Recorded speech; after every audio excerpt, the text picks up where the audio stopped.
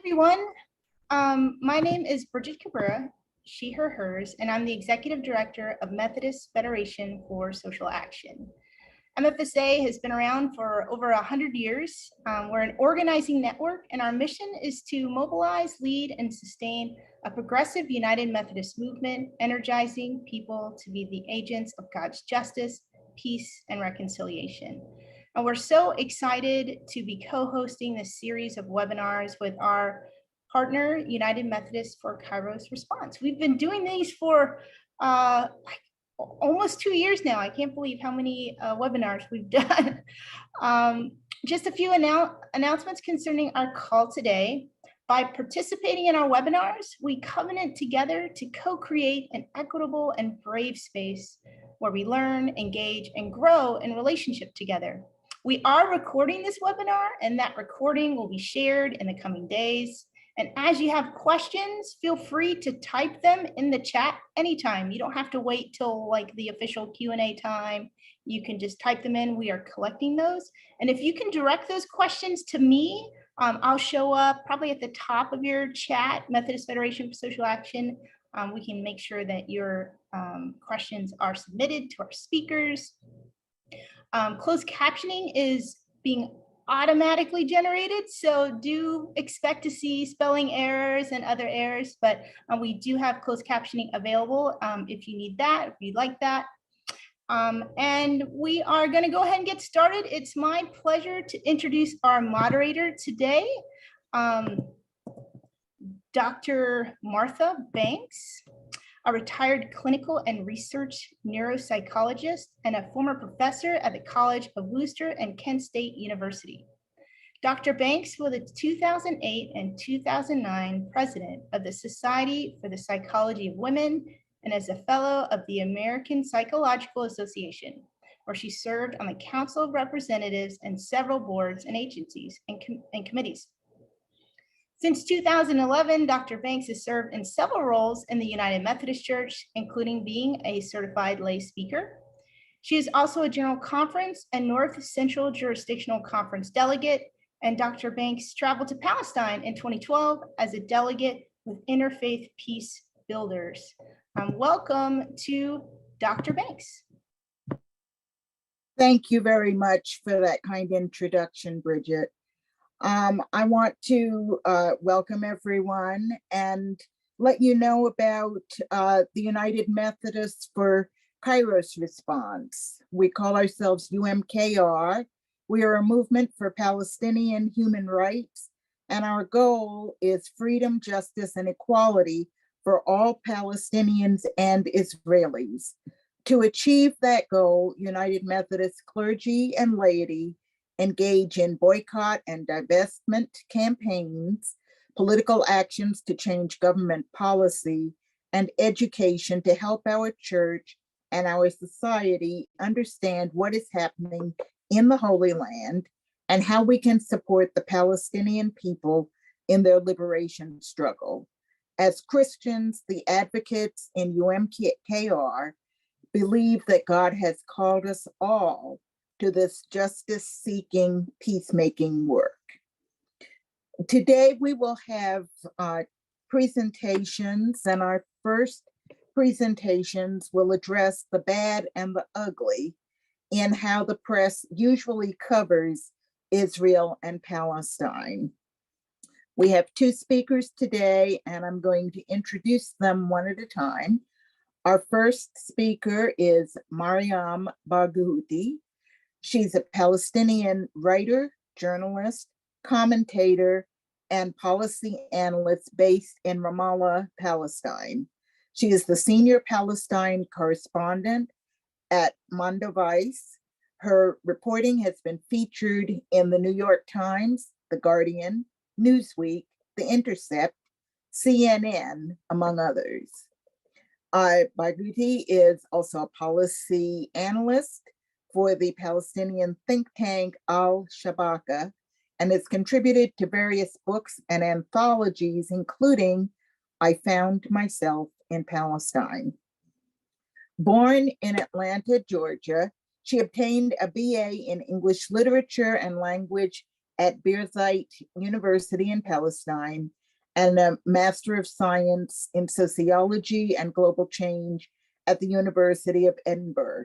She has consulted in the public and private sectors in monitoring and evaluation, as well as context analysis and risk mitigation for humanitarian and development aid missions in countries such as Jordan, Syria, and Lebanon, as well as in Palestine. Her research focuses on historical relationships with social structures and hierarchies. Her political analysis focuses on the interplay between social, economic, political, and health dynamics. I give you Mariam Barghouti. Hi, I'm gonna close the window real quick because I think there's a bit of noise outside.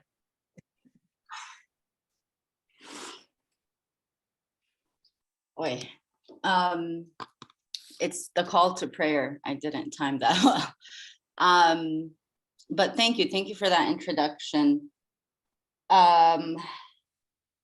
Press in Palestine, coverage on Palestine. It's a difficult subject. Perhaps it was more difficult for me because I got introduced to it at a younger age. I remember one of the first times I was interviewed, I was maybe 18. And it was when we were protesting against factional divisions in Palestine. And this is in 2011, around the peak of what's dubbed the Arab Spring, but the series of revolts that happened around us. And I remember one of the journalists asking, "Why are you here?" And then asking a very silly question that I continue to be asked. Well, how can you be free if you can't even factionally stick together? And I remember I got so defensive and so insulted and, also shame. It's a questioning of yourself. Well, how can we be free if we're factionally divided? Later on, I would realize the injustice in that line of inquiry and the lack of research that was placed in it. Every nation in the world boasts about being democratic in regards to having various factions. And we have seen historically, political factions don't exactly sing together and agree. So for me, it was a vilification and a very paternalistic approach to the right to be free as Palestinians.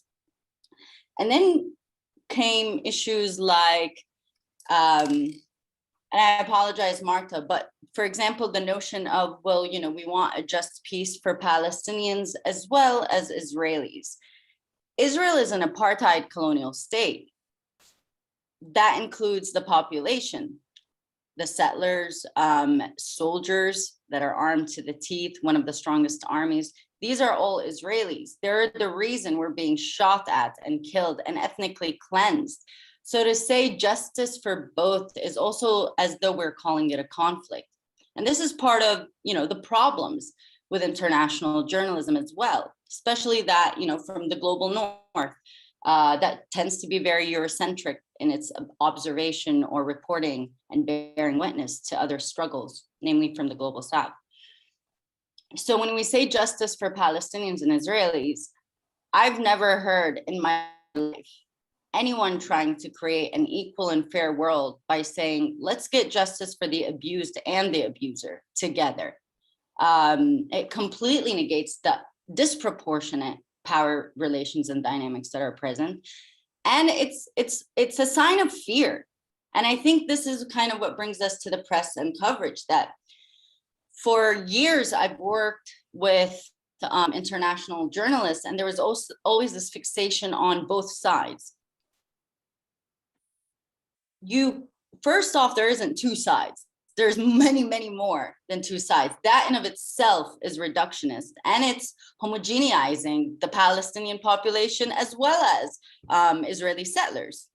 They vary. So it's allowing us that, and it's to also allow, well, what about the side of the international policymakers, or what about the side of solidarity activists? These are all different sides of the quote unquote conflict. So this equalizing plays into the Israeli narrative, and it has constantly attempted to show itself as at conflict with its savage, scary, barbaric Arab neighbors. No, they're not my neighbors. They're trying to take over my lands and my home. So for me, press and journalism, when it came to Palestine, lost its journalistic integrity.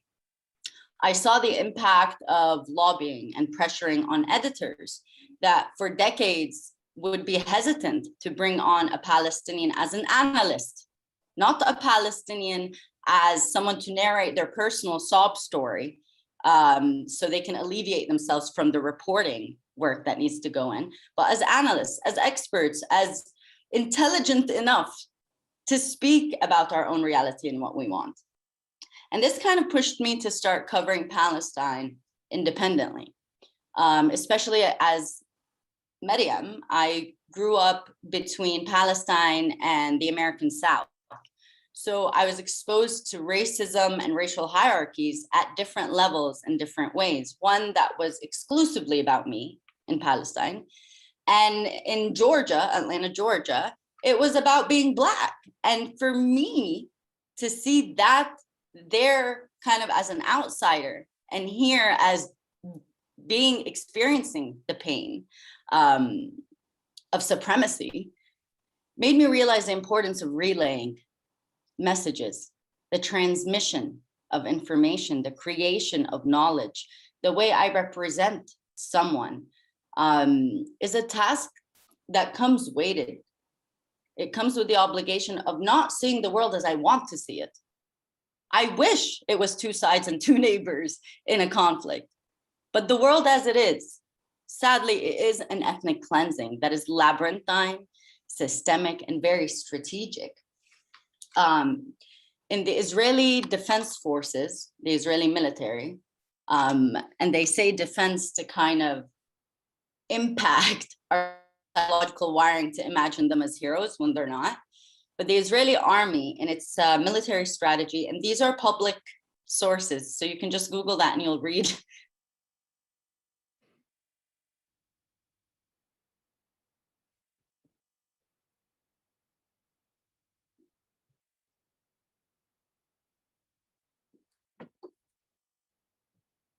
We appear to have a glitch in Miriam's transmission.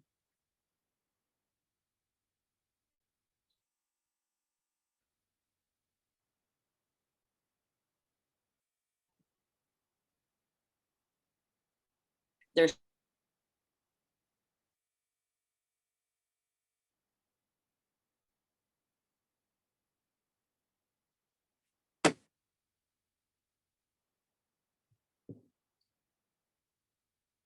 Please hold on for just a moment. We're going to try to reconnect with Miriam. In the meantime, as we wait to reconnect with her. hi. Okay, okay. So part of that, the internet here is terrible. We only had Israel remove its restriction of our use of 3G just a few years ago. So do forgive that. But in terms of the press, they are the most integral role in mediating our reality to global audiences. And that requires understanding our language, our culture, our historical experience, because in essence, the role of a journalist across geopolitical regions is to be a translator and to translate that in a language where your audience and your readers can understand it and isn't left to ambiguous assumptions. That's, as journalists, that is what we must do. And that includes verification processes. That includes the documentation of who we interview. That includes showcasing any conflict of interest or disclosing our position and our own assumptions and perceptions and biases. But here in Palestine, that gets lost. And part of that is also the way the Israeli regime works. So every international bureau chief that comes to Palestine, from Reuters to the BBC to the New York Times and CNN, is either Israeli or they're provided with what is called by the Ministry of Strategic Affairs, a minder. That means if the journalist writes an article that compromises the image of the Israeli military as a hero to the international community, well, then that journalist will get a call from their minder saying, well, you know, we have to renew your permit, right? And it's very underhanded ways of manipulation and coercion. But journalists are also only people. So later on, I recognized, one, the importance and significance of every international editor that allowed me a space on their platform, because that came from a lot of battles and that came from a lot of confrontation. And at the same time, all the editors that couldn't. So you're left stuck with understanding, but at the same time, you're unable to afford forgiveness because our lives are literally on the line. We can't afford you to sit and think about it. And we need, and historically, and I'm speaking right now, we're in 2022, most of the massacres that happened from 1948 up until now are already documented. The documentation, the witnessing, the confessions are all there. So for me, I can't keep saying the story again and again. Eventually, we're just going to die saying, oh, we're being ethnically cleansed, and then suddenly gone. And that's a very clear reality. You can wrap up in 1 more minute, please. Thank Absolutely. You. So, and then it brings me, and I'm going to take just 2 minutes to bring it to a closure as a local journalist and the struggles in that. As a local journalist, I'm not biased. I'm told I am biased. I believe I'm not. But at the same time, Israel is hiring only Israeli bureau chiefs for international media and placing minders to what is supposed to be objective. And I have to constantly fight that. Then there are restrictions on movement and movement of information included. I can't travel freely. And then it brings us to the blatant audacity that we're at today. Shireen Abu Akleh, a Palestinian journalist with Al Jazeera, was killed on May 11th by the Israeli military, which then tried to blame Palestinian militants that they killed her. And then after news agencies proved that it was an Israeli soldier, then the US government pushed for an investigation. And just last week, we found out that the Israeli military said, yes, it was probably a soldier. He didn't mean it. I'm sorry. But how about the 25 others that were killed? Was that also accidental? Are we going to keep saying oops?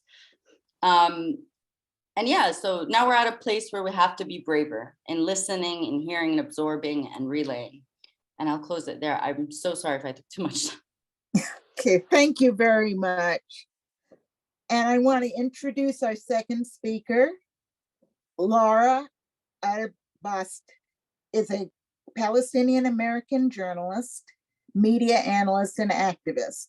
She is currently the senior editor of digital strategy and communications at the Institute for Palestine Studies,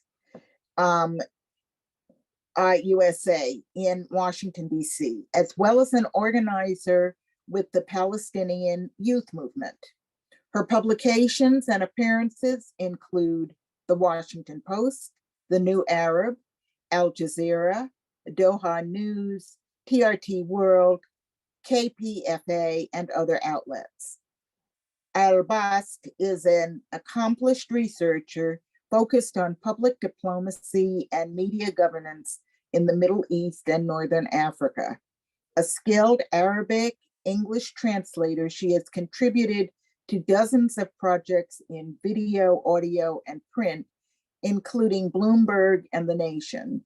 She obtained a Bachelor of Arts in Political Studies and Communications from the American University of Beirut and a Master of Arts in International Affairs and Journalism from Boston University.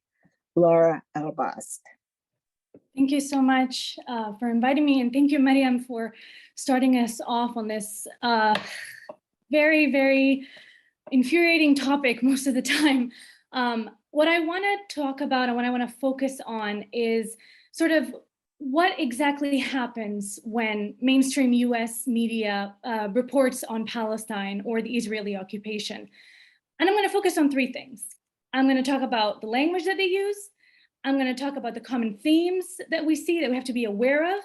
And I'm going to talk about the connections of these journalists to the occupation itself, how they are complicit and they are not actually objective, which is, as Miriam has said, they accuse us of being biased when they're the ones who are usually biased in their reporting. Now, it's very important to understand how a newsroom works. What is in a newsroom? It is 2022 and there's a lack of diversity in newsrooms. There's a lack of journalists of color. And that causes a huge problem because it exacerbates an implicit bias and results in distorted representations of many people, many oppressed people, including the Palestinians. But what happened in 2020, when the Black Lives Movement rose up, it really paved the way for the press to look at how they cover oppression, police brutality, state violence. And that made, and we are very thankful for that to have paved the way, because it allowed other oppressed people like the Palestinians to be brave enough to stand up and say, well, you know what? We know that you can report, even with a few biases, we know that you can report accurately on oppressed people. So why aren't you doing it for us? Now, there's an article, and I can share the link later on. It was written by Ayman Ismail for Slate, and he had interviewed anonymously a number of journalists who work for American newspapers and broadcast news, who said that it is very difficult for them to report the truth. Because it's not just, even if their editors are fair and their editors see that this has to go out, there are top tier editors on top of them. There are people who are funding the newspaper who have certain political opinions that don't want to criticize Israel. Just look at Politico. The new owner of Politico came out and said that everybody has to recognize the right for Israel to defend itself. Oh, I'm not going to make you sign a document about it, but that's the bias that's going to be in all the reporting. That's one thing to note. Others have either had their articles removed, words changed, or they just self-censored because they felt too afraid to actually come out and say anything. Now, we all know Ayman Muhyiddin, who's on MSNBC, and he does an amazing job at really reporting and talking about Palestine. But in 2014, when he was in Gaza reporting on the killing of the children who were playing on the Gaza beach, he was removed from his post in Gaza, and because of a social media uproar, they reinstated him. So that shows you that we have power when we speak up, when we know that someone's trying to do their job, but their employer doesn't want them to do their job. Now, when we talk about the technical aspect of newsrooms, everybody follows a set of rules, the Associated Press Style Guide. Now, the Associated Press Style Guide says you can't use the word Palestine because it's not a nation, it's not sovereign, it's not recognized. All of these can be debunked with one thing. They use Taiwan, they use Cyprus, they use names of other countries that are not recognized by everybody, but are recognized by some people. And it just shows you that there's a specific bias towards Palestinians. But even within their own style guides, there's an issue of this pro-Israel watchdog media. American newspapers often publish corrections that say, oh, we're sorry, we used Palestine here, or we're sorry, we use the word settlers. It's because there's an organization and multiple organizations like it called Camera, which apparently is a pro-Israel media group that bombards editors with emails and statements saying, hey, you can't use that word. You're being unfair towards Israelis. You have to report accurately, when in fact it's just pro-Israel bias in the news. And it's important to know that there is a huge Israel media lobby that's trying to remove any accurate and fair reporting, but people are speaking up. More than 2,000 Canadian journalists signed a letter calling for fair coverage in the news. More than 500 American writers and editors signed a letter calling for fair coverage in the news. The Canadian journalists face retaliation. Some of them came out and said that they have been reassigned from covering Palestine because of the letter that they had signed. So there is a small shift, and we can talk about it a little bit later, but when you're reading and when you're listening to news about Palestine, Mariam talked about this. They say both sides, right? They use passive voice. Oh, Palestinians died. It's accidental. But when Israelis die, it's intentional, right? They omit a lot of context. They omit a lot of stories. And in omission, there is a political choice in telling the people, this is what we want you to know. We don't want you to know anything else. There's misrepresentation of facts. You know, Mariam talked about Shireen Abu Akleh. When Shireen was killed, the New York Times published a lead that stated that Al Jazeera and the Palestinian Health Ministry said that the murder happened because there were clashes between Israeli soldiers and Palestinian gunmen. That was a lie. But what's worse is that Al Jazeera and Palestinian Health Ministry did not say that. That correction was not made until 11 hours later. So that paragraph, that lead, was accessible to millions of subscribers and non-subscribers who just understood, oh, that's what happened, so we're going to believe it.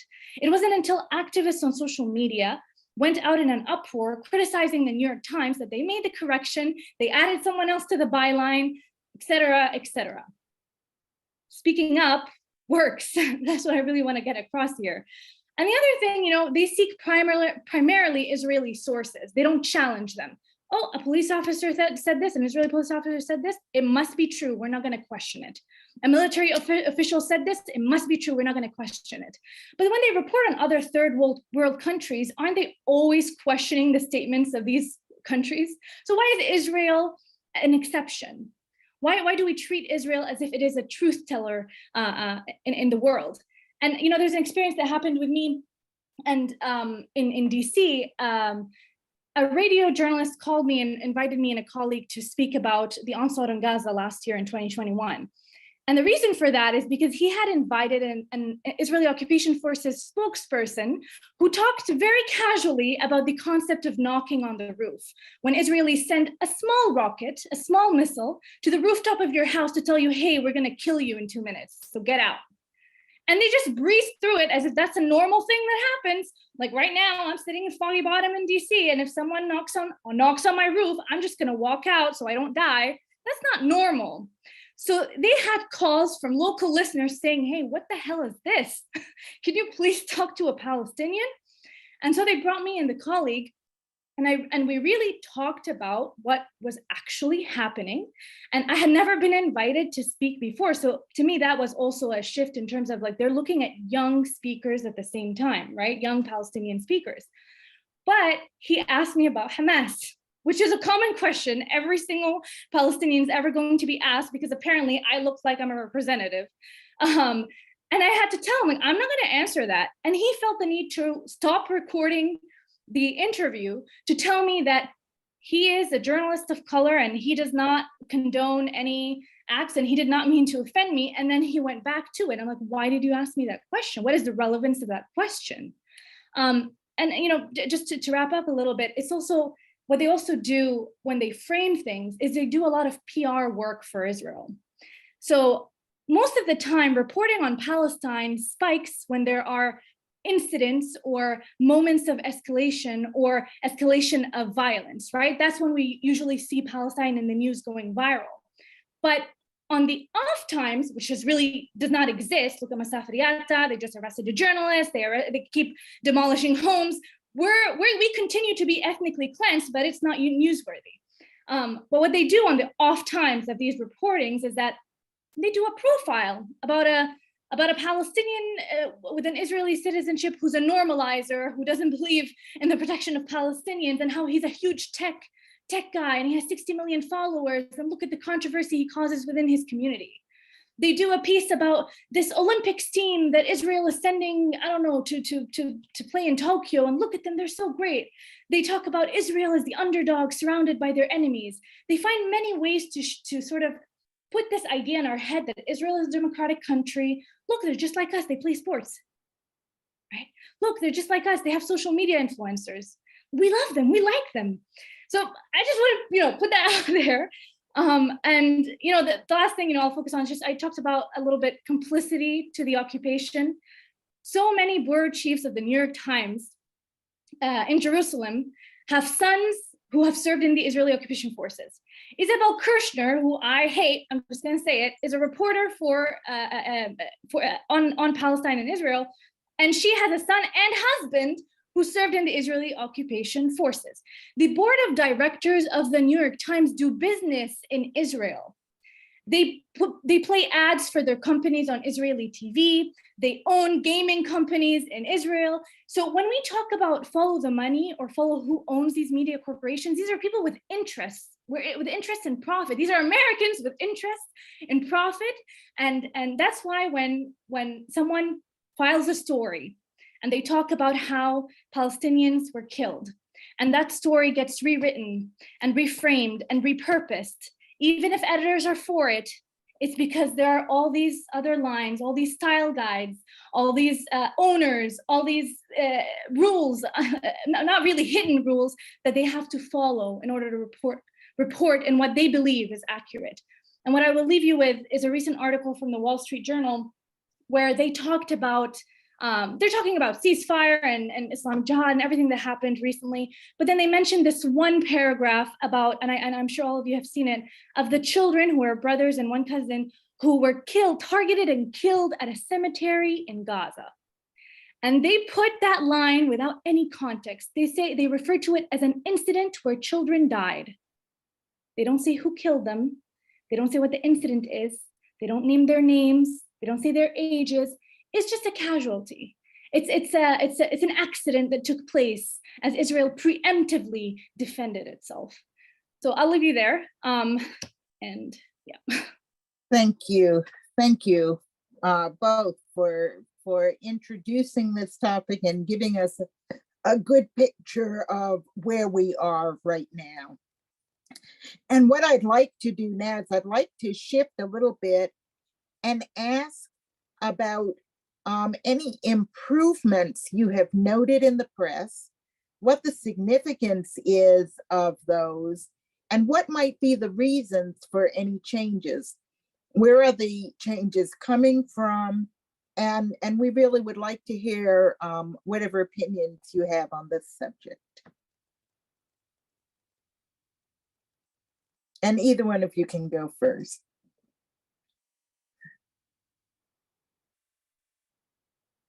Okay, all right, I'll go. Okay, so, and this is just, my personal observation, my personal opinion. I'm sure that there are, other opinions on this, but I do feel that, yes, that there is a shift. I think it's subtle. I think the battle for us as Palestinians to really reclaim our narrative has only gotten harder as we become more visible, but there is a shift. And the shift isn't just in the news coverage, it's in the politics of the US mainstream. There are more Congress people now saying the word apartheid. There are more Congress people attending protests for Palestine. Like last year, Rashida Tlaib and Andrew Carson actually attended a pro-Palestine protest. There are significantly more Democrats who lean towards Palestine or who lean towards holding Israel accountable than there was ever before. But there's also a prominent number of people who don't have an opinion or don't care. So that's also something to keep in mind. So yeah, I'll just leave it there. But I will say that as well, you need to be alert of what are these institutions and why is there a shift in some and not in others. If you look at CNN, the majority of their audience are probably from the older demographic. They're more pro-Israel, they're more interested in domestic politics, which is why most often we see Palestinians on CNN International, not on CNN America, right? And there are more Palestinians coming out and speaking. And 10, 15 years ago, we didn't have social media the way that we have it today. There's amateur reporting, there's citizen journalism that is in real time reporting what's happening on the ground and debunking all the lies that Israel have been putting out for decades to people. So there is a change. It's just a continuous fight, in my opinion. Thank you. Mariam, if you can unmute. Yeah. Thank you, Laura. I also, I like to appreciate labors.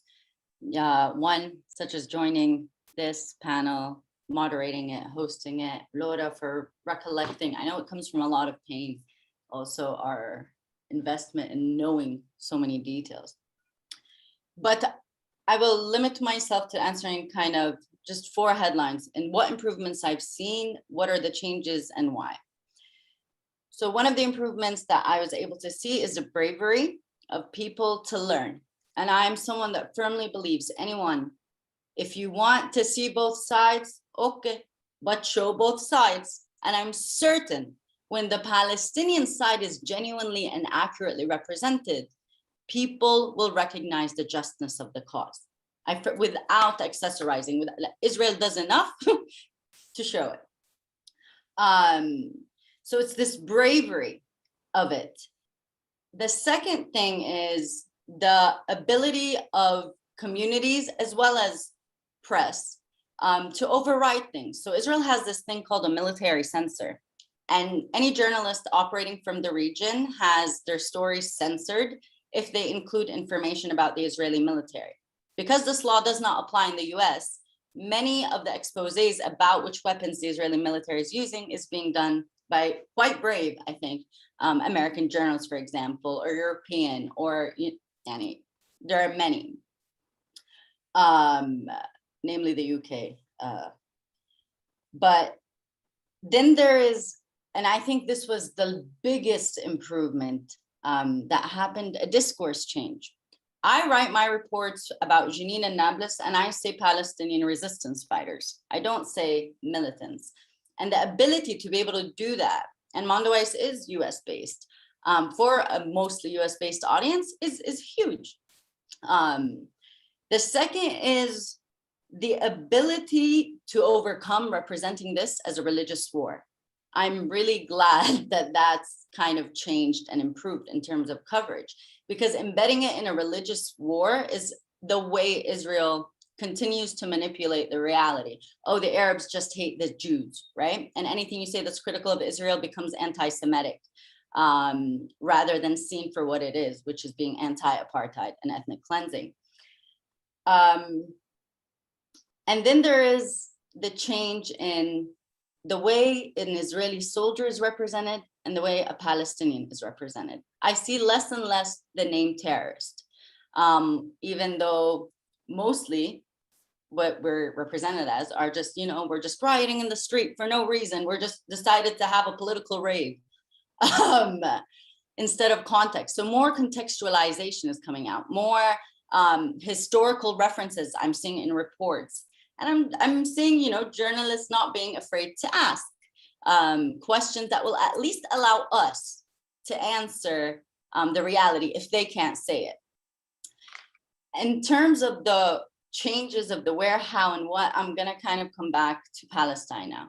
The biggest change we've seen, I don't think is just in the narrative, because I think our narrative is being recreated as Palestinians, a new generation, new identities. We're making huge changes in terms of global communication.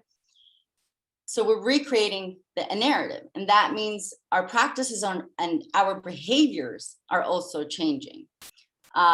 So that was one of the biggest changes I've seen, and it's positive. We're more unified. We no longer accept a Palestinian in diaspora and exile to ask us, what do you think we should do? Because they're involved. They are Palestine as well, and they get to control and navigate and communicate and strategize and organize with us at a very equal level. In the past, we really treated them as though they will never return.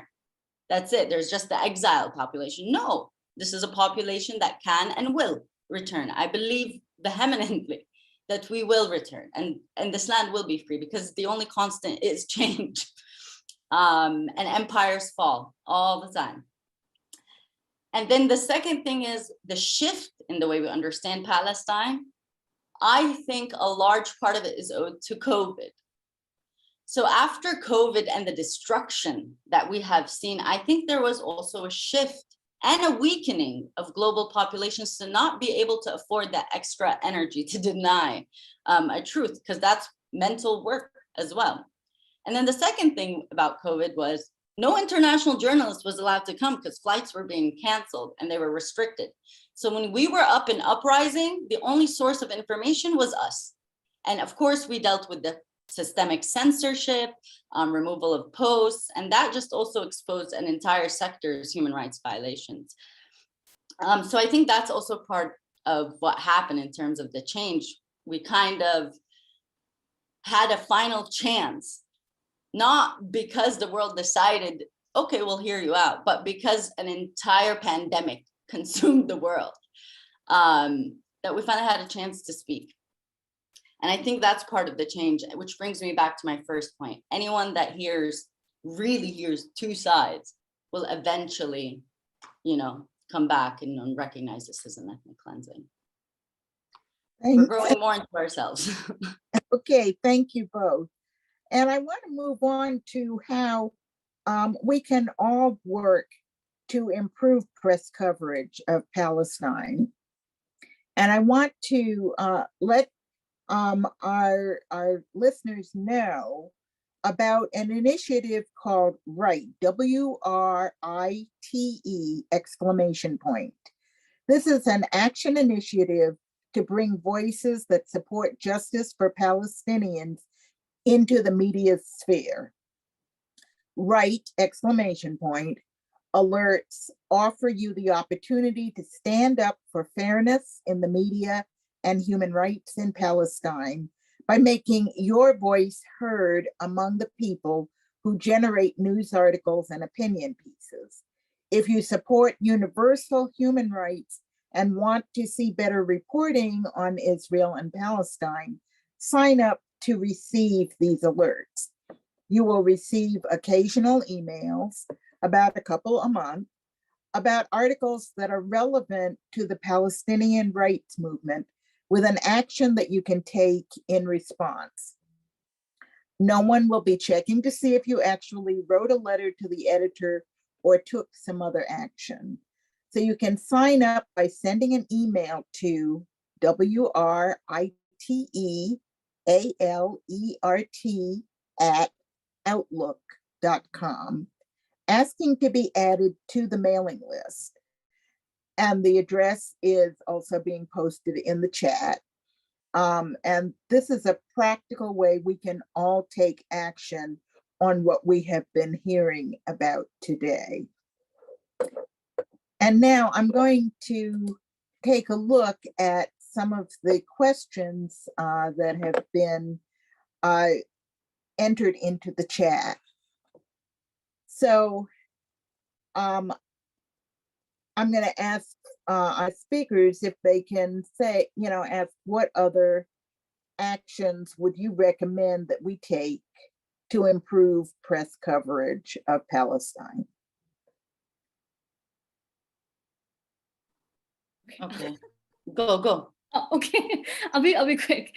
So, in my opinion, yes, writing to the editors, calling, etc. But remember that the survival of most news organizations, and I'm just talking about the US right now, depends on their audience, unless they have multimillionaire shareholders or board of directors. But papers in the US, broadcasting in the US isn't limited to CNN, New York Times, Washington Post. There are local radio stations, there are local papers in your own cities, in your own communities that report about you for you. There are jobs in news organizations right now that are specific to audience management and audience analytics.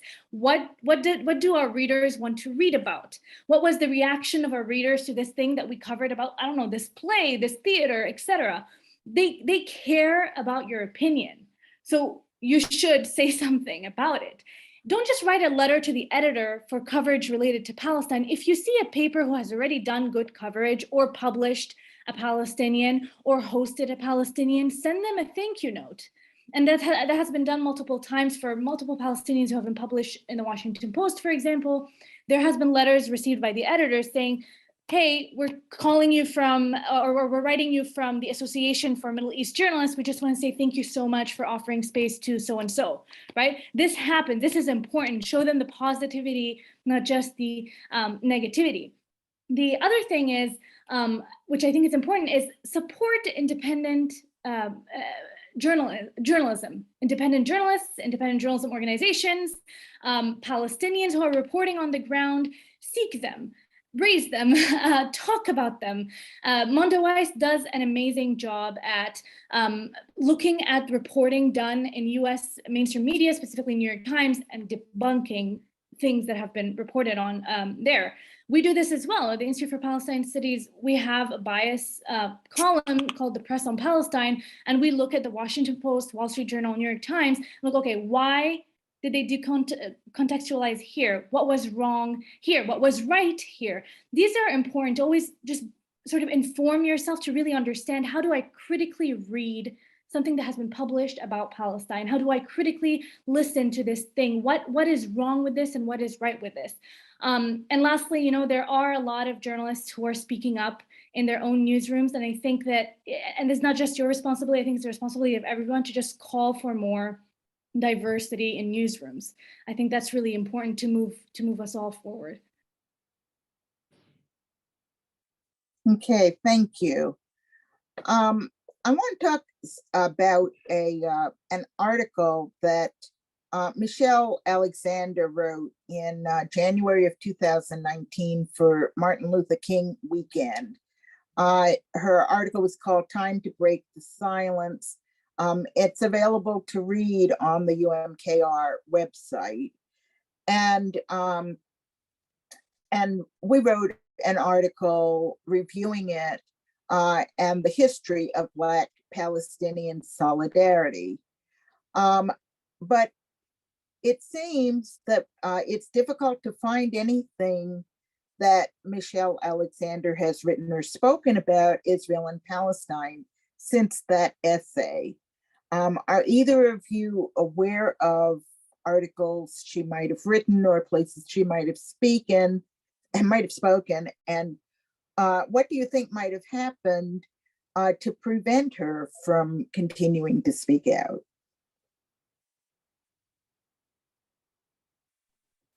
I mean, I'm no PI, but there could be many reasons, from the political to like facing coercion to the personal. Maybe she's just doing herself, or she's like taking care of herself or taking a break. Maybe it got too much.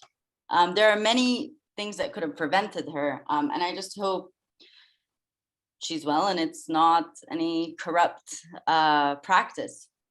But generally, yeah, journalists will face censorship. And I think more than anything, it's really important to check in on your local reporters, firstly, and write the more mainstream media in terms of what they're covering, whether it's about Palestine, but also Palestine is not the center of the world. So maybe asking about things like, what are you doing about US tax dollars that are going on in military when we're facing a homelessness epidemic? So it's these little things, because in the end, it's not just the coverage, it's the representation. And if you can represent fairly and justly and rightfully and bravely, then go for it and do it. The reporters tend to follow the community.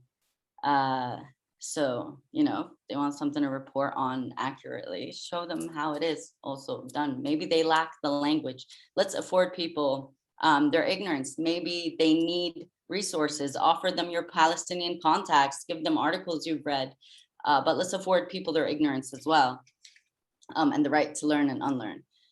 So yeah, I answered the first question, went on a tangent. Okay, many people get their news via social media, where algorithms are used to steer readers in biased directions. Do you have any suggestions on challenging these artificial intelligence efforts and the social media companies? Okay, yes, oh my God, we have seen this happen over and over again. Just Facebook, Instagram, Twitter, either removing profiles, removing content. Even, you know, a few weeks ago, the Palestinian Youth Movement's page was removed because of no reason. They just want to shut us down.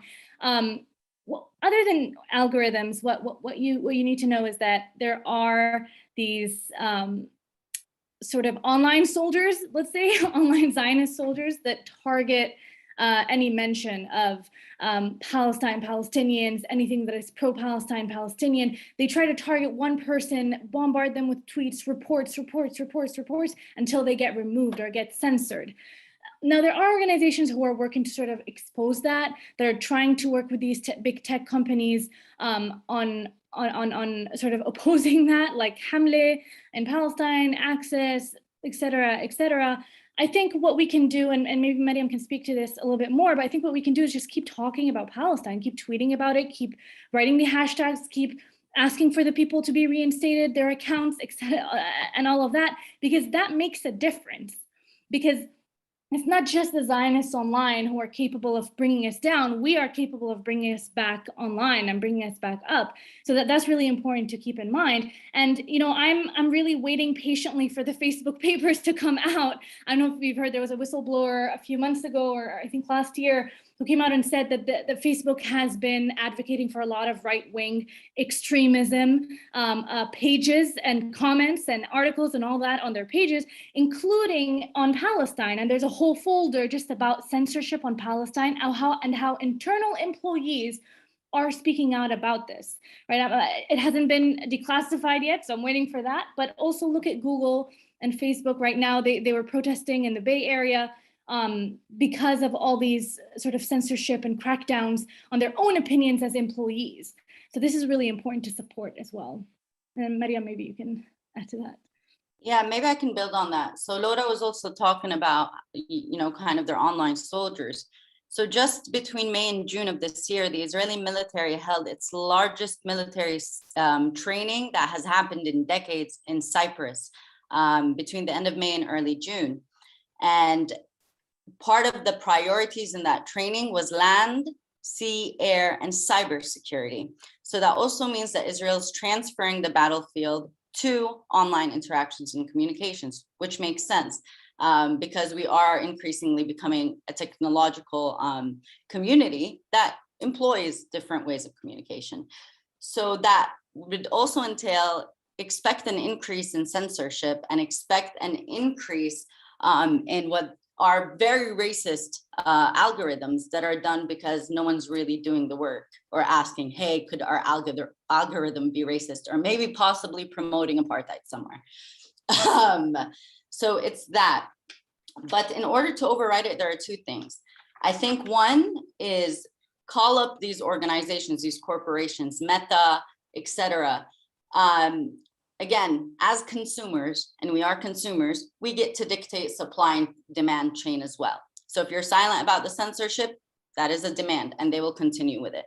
So even at the level of economics, we need to engage better with this, these market systems. You want to make money, do a war. That's like what they're taught in Economics 101 in American Policy School. And then the second thing is, and I think this one's really where I gear towards, if you want to fight the censorship, every person that you know that is a software engineer or really good at tech, tell them to create new apps.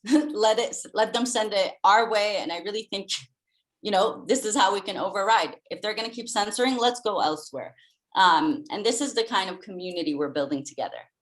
So we're also building government structures for the online world. And this is our chance. Historically, we're living history as well in terms of laying the groundwork of what is safe there, especially now with AI and simulation and gaming. So it's, we've got to do new things. Okay, we only have time for one more question, and I'm going to direct this to you, Mariam. What is the ministry in Israel that you mentioned that censors journalists? And can you tell us a bit more about how this outrage functions?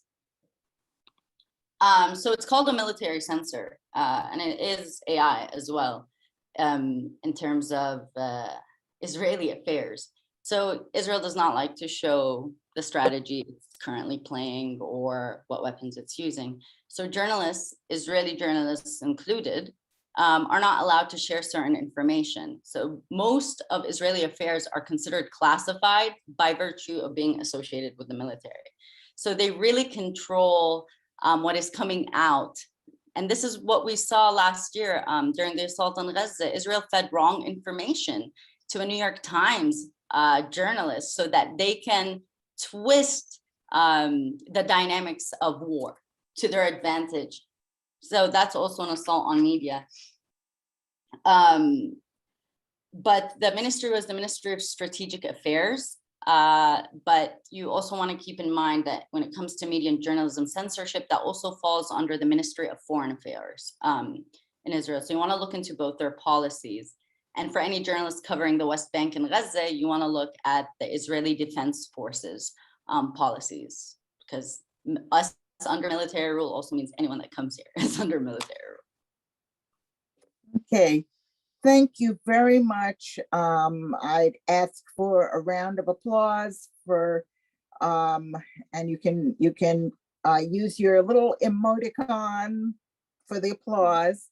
But I want to thank Laura and Mariam for excellent presentations and leading us in a really wonderful discussion this afternoon. You have given us a real good picture of what is happening with the press and ways that we can shift and improve the coverage of Palestine around the world. So thank you both very much. And I'm going to turn this back over to Bridget. Thank you. Hey everyone, thank you so much for joining the webinar today. Thank you again to all our speakers and our moderator. It was a really, really informative webinar. This was recorded, and so the recording will be up on both UMKR and MFSA's Facebook and YouTube channels, etc. And you'll also get emailed this as well. For our October webinar, MFSA and UMKR are joining with Voices from the Holy Land as the primary sponsors of their film salon on October 9th. And you're going to get more information about this as well in our newsletters. And I think there's some more information getting put in the chat. But in this event, we will be discussing the new film Just Vision named Boycott. And after you register, you'll receive a link to watch the film. You can only watch it between the dates of October 6th and 9th. It's not yet available to the public yet, so this is a great chance to get a chance to watch the movie before it comes out. Boycott, the movie traces the impact of state legislation that is designed to penalize individuals and companies that engage in boycotts in support of Palestinian rights. 33 states in the US have such legislation now. A legal thriller with accidental plaintiffs at the center of the story, Boycott is a bracing look at the far-reaching implications of anti-boycott legislation and an inspiring tale of everyday Americans standing up to protect our rights. We expect to have one of the film's producers and a protagonist in the film in the discussion, and we'll be sending out registration information soon. So be on the lookout for it, and this is a really great opportunity. So I hope to see you all and many more. Get the word out, share it with your friends, your congregations, your Sunday school classes, your neighbors. It's a great and important film to be shared. Thank you all for joining us. We'll see you at the next call.